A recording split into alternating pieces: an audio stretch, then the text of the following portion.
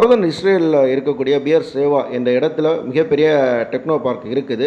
அந்த டெக்னோ பார்க்கை குறிவைத்து ஈரான் மிகப்பெரிய ஏவுகணை தாக்குதலை நடத்தி முடிச்சு இருக்காங்கன்னு சொல்லக்கூடிய தகவலை டைம்ஸ் ஆஃப் இந்தியா, CNN போன்ற நியூஸ் சேனல் கன்ஃபார்ம் பண்ணியிருக்காங்க.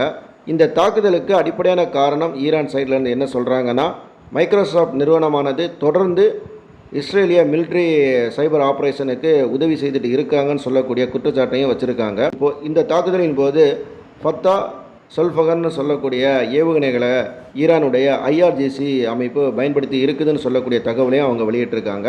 இந்த தாக்குதலை இஸ்ரேலுடைய டிஃபென்ஸ் சிஸ்டம் தடுக்க தவறு இருக்குதுன்னு சொல்லக்கூடியதை சுட்டி காட்டிருக்கக்கூடிய அதே நேரத்தில் இந்த தாக்குதலால் இஸ்ரேலுடைய டெக் பிஸ்னஸ் பெரிய அளவில் பாதிப்புகள் ஏற்படும் அப்படின்னு சொல்லி கணிச்சிருக்காங்க. இந்த தாக்குதல் மைக்ரோசாஃப்ட் ஆஃபீஸை சுற்றி நடந்திருக்கிறதால மைக்ரோசாஃப்ட் ஆஃபீஸுக்கு எந்த விதமான பாதிப்பும் இல்லைன்னு சொல்லக்கூடிய தகவலை இஸ்ரேல் தரப்பில் சொல்லியிருக்காங்க.